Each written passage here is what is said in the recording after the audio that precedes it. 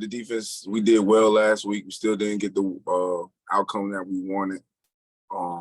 And that means we just got to step it up to a whole nother level. Just playing ball, it felt good to hold them, the 3 points in the first half. And we just gave it that one scoring drive, but that one scoring drive ended up making a difference in the game. So, we're just looking for new ways to get better, coming out here striving to work hard as we always do. We want to be known as a great defense. We got to score. We got to get more takeaways and turnovers. So, we still a work in progress, when this fourth game comes up, especially versus Houston, we want to really step it up another notch. So I feel like as a defense, we feel like we're doing some good things, but it's always room for improvement. T. Plum, what's going on? Good to see you again, man. With all that in mind, you mentioned trying to step it up and step up another notch. With that in mind, Coach Buck said on Monday that kind of the thing he'd like to see you guys do is get more turnovers and find a way to actually get points off of those turnovers. What have you guys been doing to kind of work in that direction to kind of raise it to that particular notch? Just doing some stuff at practice, really, honing in on little things in coverage, being 6 inches closer, that gives us an opportunity instead of a breakup, actually getting our hands on the ball, when we get to the quarterback, make sure we're swiping at his arm like we're supposed to, wrap and roll. Just working on punching the ball out there in practice. Just, the little things, right? The little things matter the most. So we're just really working on those little things to help ourselves get better. And, it doesn't matter if we're not in the right spot, right? So we still trying to teach, where we're supposed to be, fits and coverages. So, we're just trying to put it all together.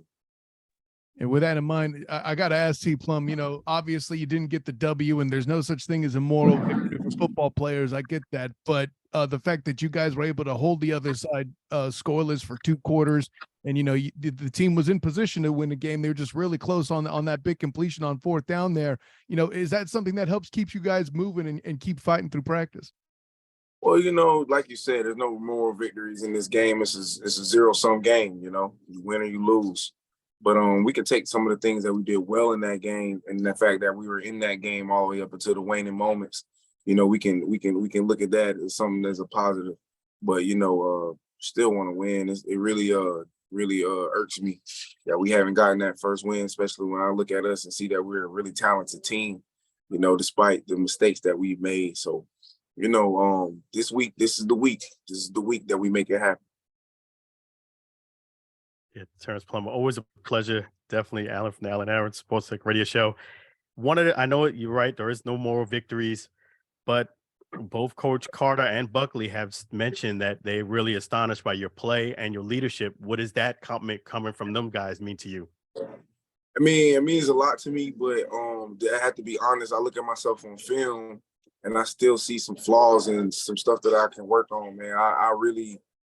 Understand that I can never get complacent in this game and with my play. I look at myself as somebody who's a multiplier of the team. So if there's certain things I could have done better, like in the game last week, we had a coverage. I probably should have been in the middle of the field and gave up a first down, that could have got us off the field. And, these my teammates really make me want to be better, because I know they look at me as somebody that they can rely on. So it just really pushes me because I know that I got some more levels I can tap into, and as a defense, we have some more levels to tap into.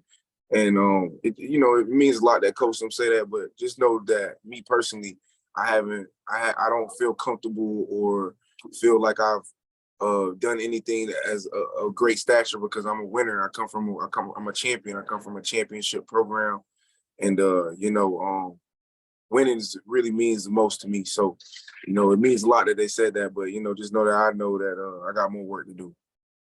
And speaking of work, you did do an outstanding job getting at the quarterback. Is that a role that you like a little bit more of?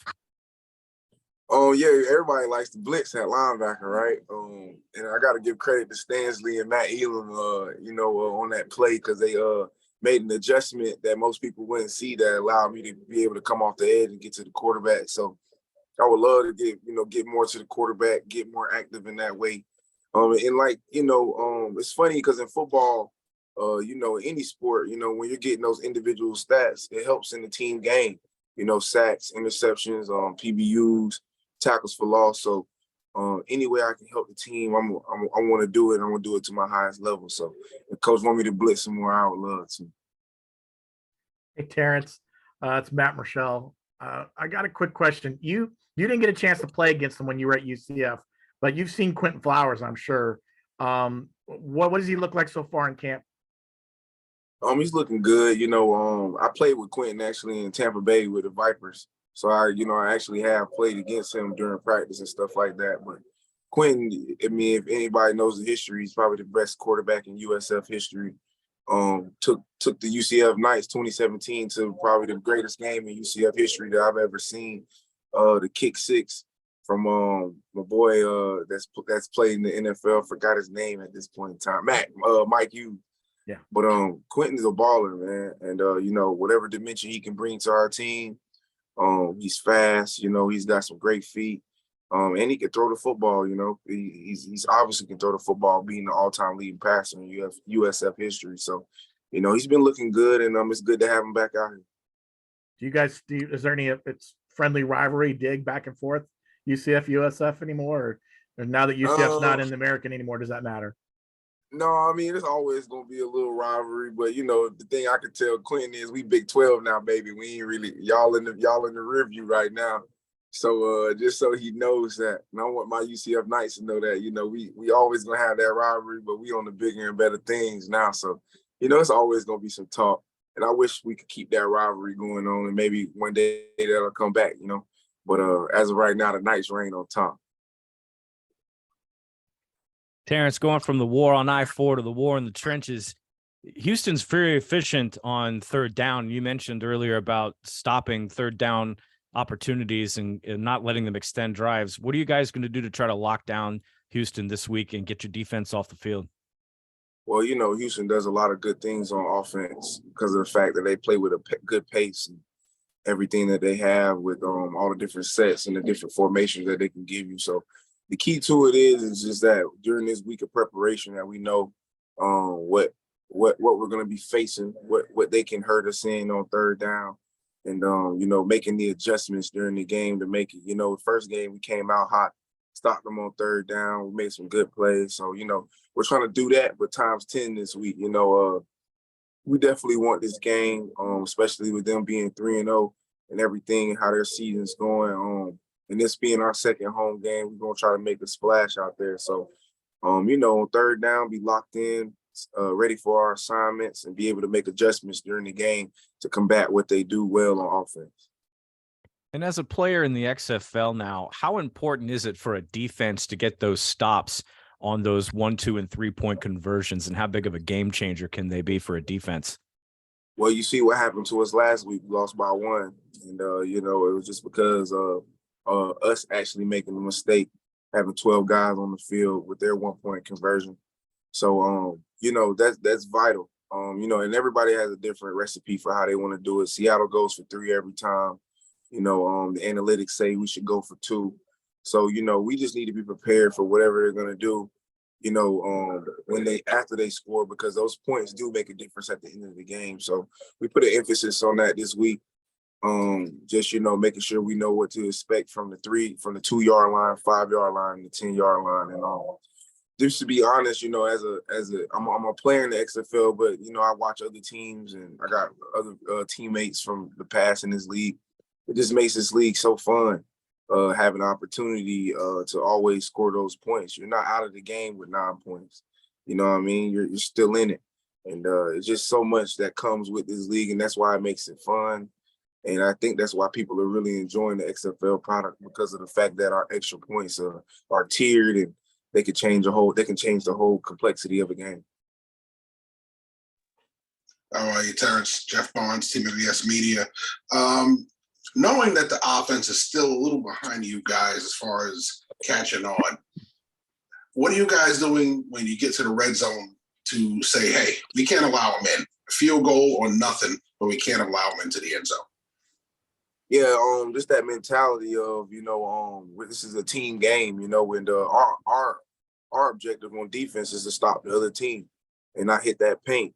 And we just come in with that mindset every week. And the first 2 weeks of the season, we didn't do too well of that. So, the third week, we try to really put that on our back. Say, hey, we're gonna hold you guys down, and when you make something happen, we're gonna be right there cheering you on. That's just gonna be the recipe for success for the rest of the season.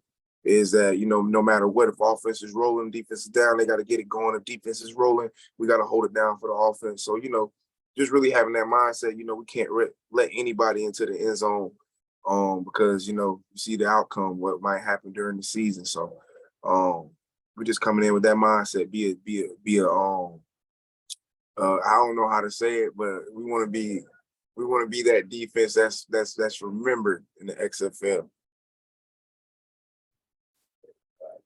Yeah, in fact, that's a great point, Terrance. Is that, do you feel? I mean, it really is astonishing how much you take pride in learning this game and studying the game. Do you feel as if your teammates have that same passion like you do to learn and study football, both not just this league but other leagues too? Yes, sir. It can be tough sometimes. We got some younger guys coming in. Maybe not knowing what it was like to be a pro. But I just know that I have a passion for the game. So, and that's part of being who I am, right? I gotta let some of that passion bleed onto others and see, so they can see, this is where you can take the game, and this is where your knowledge of the game can take you, and it can take you past playing, right? So, I definitely have teammates on this team who are just as passionate, if not more passionate than I am about the game. And, whatever passion I do have, I hope they can see it and see me as an example of, putting that study in, putting that time in. It can really pay off for you to be able to extend your career playing football. First of all, before I have a question for you, T Plum. Before I get started, I want the record to show that it was not the black and gold banneret guy that started the talk about the Big 12. That was on Michelle's question. So I don't want to. But with all that in mind, you mentioned back when that getting this opportunity to come back to play football and what this represents coming into the XFL 3.0, having the chance to come back. Do you find yourself appreciating it more as you're preparing? You're watching the film, you're practicing, you're like, man, do you feel yourself feeling a bit more hunger, like getting this chance to get back in? Most definitely. I think my appreciation for the game and appreciation for the opportunity. I got to thank Coach Snyder once again for giving me this opportunity after 3 years. I was just training, waiting for another chance. Coach Buck and Coach TC giving me an opportunity to come out here and prove it. That's all I've ever asked for. And, because of that, my appreciation for them for giving me an opportunity, I think it shows with my preparation and how I want to attack every day on the field. Whatever they ask me to do, I'm willing to do it because I do appreciate the opportunity to be back out here playing the game. And my preparation is that because I know that the more prepared I am, for the game, equals the more opportunity I'm gonna have to help my team win. So that appreciation goes a long way, very long way. And who I am and what I'm doing right now as an XFL Guardian. You have 3 of the next 4 games at home. You guys have been on the road 2 of the first 3. Being that you guys had such great attendance at the first game, do you plan on trying to get the crowd more involved to help you guys out? Try and make it a little harder for those guys to make changes to line of scrimmage, things of that nature. Kind of give you that real home field advantage for one of those few times you've had so far. Man, I appreciate you, Jeff, because I ain't think about that the first game, man. I need to throw it, maybe raise my arms up on third down, get the crowd noise into it. That's always been an advantage of me playing in Orlando, especially at Bright House. Well, back when it was Bright House Stadium in the bounce house. People don't realize how much, a crowd can play roles in the quarterback's cadence and being able to communicate with his wide receivers and offensive line. So you just really put a bug in my ear, and I'm gonna definitely try to do something, to get everybody involved, and that's contagious, right? You get a stop on third down, the crowd gets into it. And the crowd was amazing the first game. They was cheering. They was, every time we made a play, they was off their feet, making noise for us, but we need that the whole time, So I'm gonna definitely try to make thank you for telling me that. I'm gonna definitely try to make a effort to do something to get the crowd involved on that third down. We need those crucial stops. Hey, I'm going to interject here. TP, did I hear that you might have a chance to address the crowd this week? Oh, no, I'm saying, well, not address. No, I know, but I think, did I hear that right though? Are you doing the pregame address? I have no clue, Andy. You done gave me something I ain't even know about. So Okay, if I may be am, mistaken, so we'll hold off on that. All right. okay. But if I am though, Andy, just best believe I'm gonna get him crunk out there. Best believe that, man. Anything else? That's what we want to hear. Terrance, you know, you're coming from UCF and how their program has been so energized. How can you translate some of that love into the Guardians, making it the other hometown football team, if not the hometown football team in Orlando? How important that would be to you and the rest of the Guardians? Well, you know, the first thing we got to do is win. UCF is a winning program. Even before I got there, even when I left, we were known for winning. And, you know, it's easy for people to get behind the winner, you know, and that's going to be the first key. And I believe that once we get this ball rolling and we start winning, it's going to be natural for the people of Orlando and the people at UCF to come gravitate towards us because they just love winners out there and they want to support. And that's just going to be on us. And, you know, it really does hurt me that we don't have a win just yet. But, you know, that's why we keep grinding. That's why we keep working.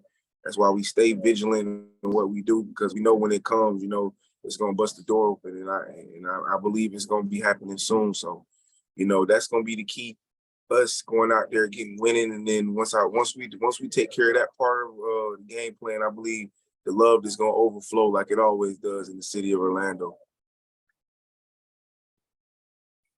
And correct me if I'm wrong, it is yourself and then there's Quinton Flowers. What other teammates have you played with in the XFL prior to? On this team? On this team, yes. Nobody, actually. I haven't played with anybody else, you know, which is kind of rare. I think it was that gap, that 3-year gap period in which a lot more guys got in. But, you know, the good thing is that I got teammates from all over the league. Actually, I apologize.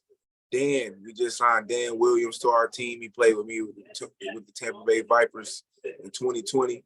And he was a very good player for us back in 2020, you know, down there in Tampa. So I do have Dan Williams, but the other teammates that I played with, like Jacquez Patrick, Jordan McCray, Renell Hall, Davion Smith. I got some more teammates. John Yarbrough. They're all over the league, sprinkling into their little teams, and it's good to, you know, see those guys. Good to compete against them. Like I went against Davion this week. You know, it meant a lot to me to go against him because, you know, I ain't want him running for no 100 yards on us. So, you know, it's been good, man. It's been good having, you know, some former teammates out here and, you know, having that little repertoire with them. Time for a couple more guys if you got them. Yeah, the only other question.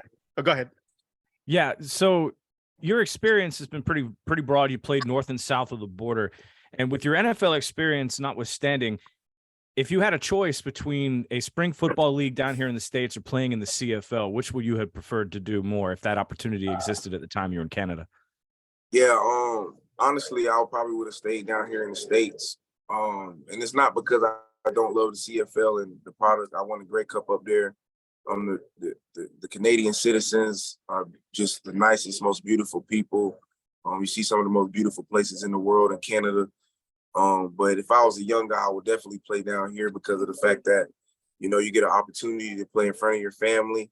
You know, it's a lot easier for them to come see you play. It's on, you know, national broadcast, ESPN, FX, ABC, just all those opportunities. And plus, you know, we're getting paid to be down here. And when I was in Canada, you know, the money gets chopped a few ways because it's, you know, taxes, and then it's the conversion of the money from CFL down to America, and the season's much longer. So after you play the season in Canada, if you got an opportunity to get back to the NFL, the wear and tear on the body is a little bit more than it would be down here.